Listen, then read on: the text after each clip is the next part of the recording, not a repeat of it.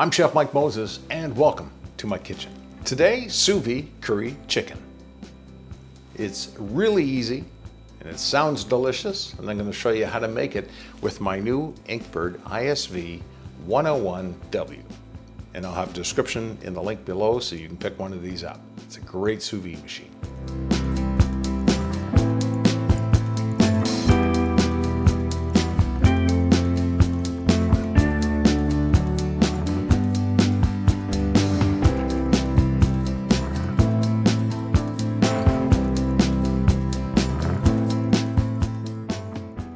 So I'm all about sous vide, and I'm all about making life easier. And the way that I have discovered to do some chicken dishes with sous vide is get them done, prepped in the sous vide cooker, and that's about all there is to it. We're going to use the new INKBIRD, and I've got the link in the description below. It's a very nice looking machine, and what I like most about it, 100%, is that it's quiet.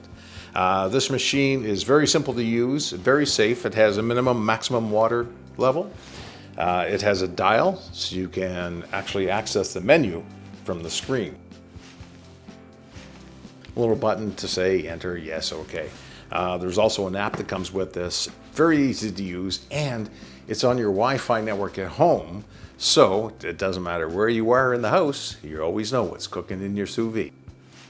You'll notice with the INKBIRD, it has a very nice non-slip grip, and that will connect to anything that you want to do your sous vide in. So long as it holds enough water to hit the minimum or the maximum, you're golden. I'm going to use my sous vide container here. I use sous vide container.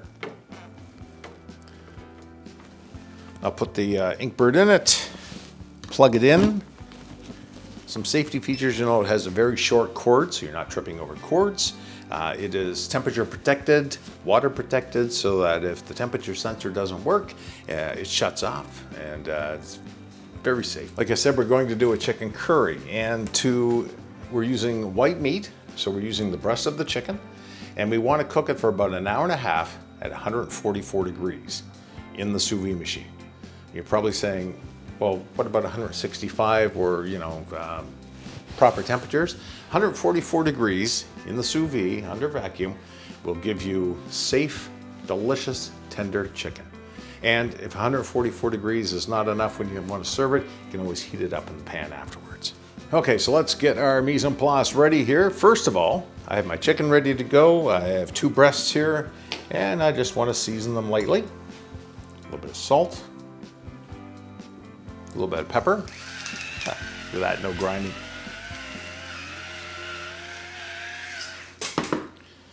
Flip them over and do the same.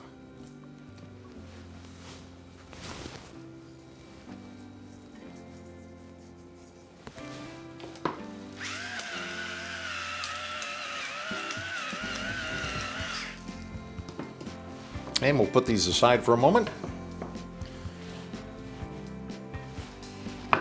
We're going to need 1 clove of garlic and about a thumb's length of ginger. I just want to chop this up very finely.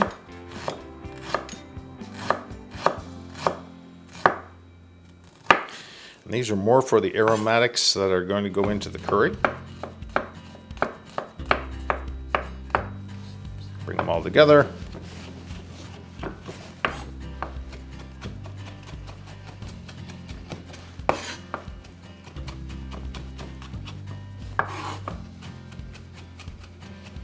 They want nice small bits because you don't want any big pieces of ginger or garlic in your dish.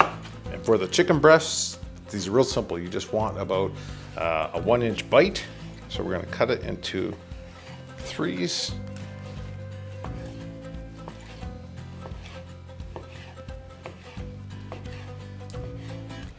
That's 1. I'll put it back on that plate with all the salt and pepper on it.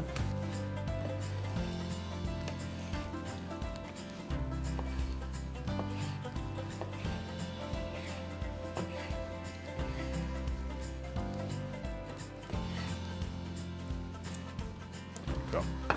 It's not a tendon on that one. That is basically it for the mise en place. Now, let's get our sous vide preheated. One of the things I've noticed about the INKBIRD is that it's very quiet. And I will use my app and I will tell it that I'm going to do a poultry dish at 144 degrees, white meat for an hour and 30 minutes. Start cooking, and as you can hear, maybe you can, which is even a better thing, it has started up its preheat. While it's doing that, which should take normally about 20-25 minutes, I've been preheating it, so it shouldn't take too long. I want to get a frying pan and get some aromatics in my sauce ready. So I'll put it on medium-high heat. All right, now that our pan has come up to temperature, we're going to add just about a half a teaspoon of olive oil and put in our garlic and our ginger. All right, our ginger and our garlic is starting to sizzle. We just want to do that for about 30-35 seconds just to get it going, and then we'll add our curry spice. I made this curry spice. The recipe will be on our website, www.chefmikemoses.com. You can use any curry recipe you want. And we need about 3 tablespoons. And I want to put it on the heat to get the aromatics going.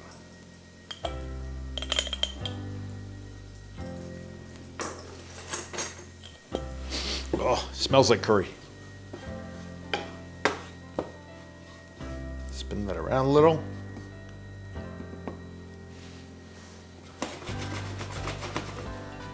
And now we can add our chicken stock. And we're going to add 2 cups of chicken stock. Basically to deglaze the pan and to get everything all mixed up nice. Curry sauce is done. That's how easy it is. We'll put it back into the over the sink. We'll put it back into the measuring cup.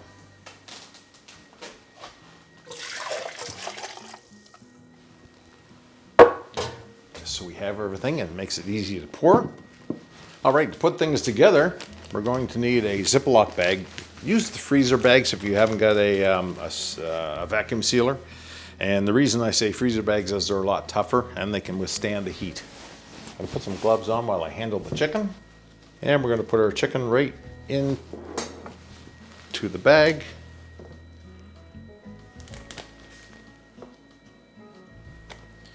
And this, of course, is the seasoned chicken. And we'll pour our curry right on top of it.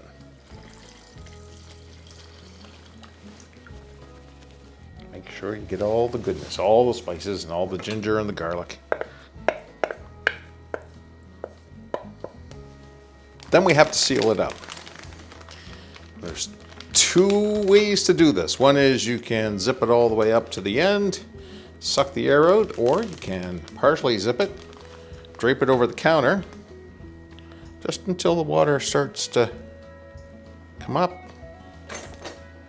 flatten it, and seal it. And there, all the air is out. Move the chicken around and we'll go to the sous vide. Temperature 144 degrees. We shall dip our curried chicken into the sous vide bath. I like to put a little clip here just so that it doesn't fall in and get wet. Now we'll double check the app, make sure that we are going for 1 hour, 30 minutes. When we come back, we will put together a chicken curry dish.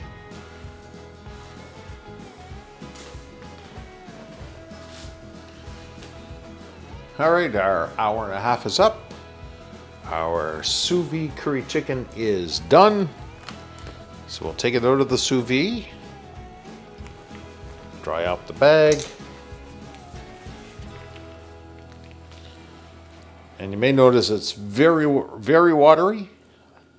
You can serve it like that, or you can do like I do and just thicken it up a little. So we'll take our curry chicken out of the sous vide bag. Oh, does it ever smell good?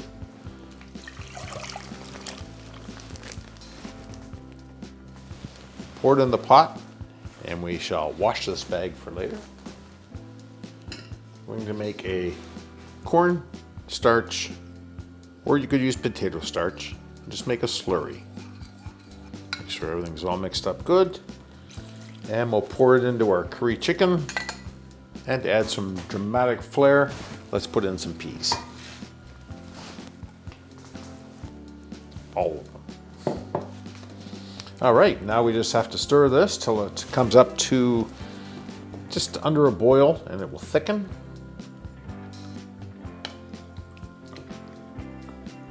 It's got that beautiful color, a gorgeous aroma.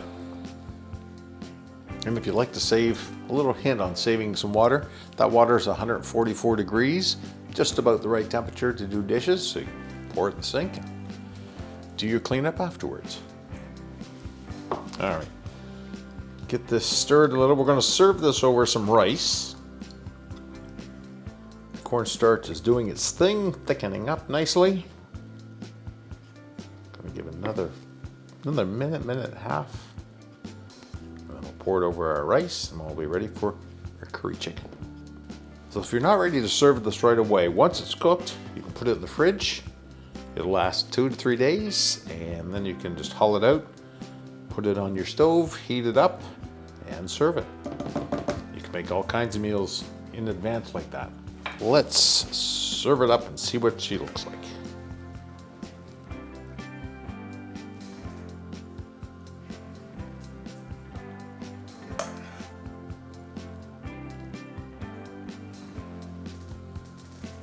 And there you have it.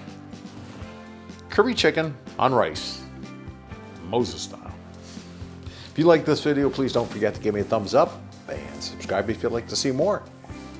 We'll have more videos coming very shortly. Till then, take care. For more information on this recipe, head over to my website, www.chefmikemoses.com. You'll find I have a blog there with recipes you can print off. I hope you enjoyed this video. I'm here to help you cook better, eat healthier, shop smarter.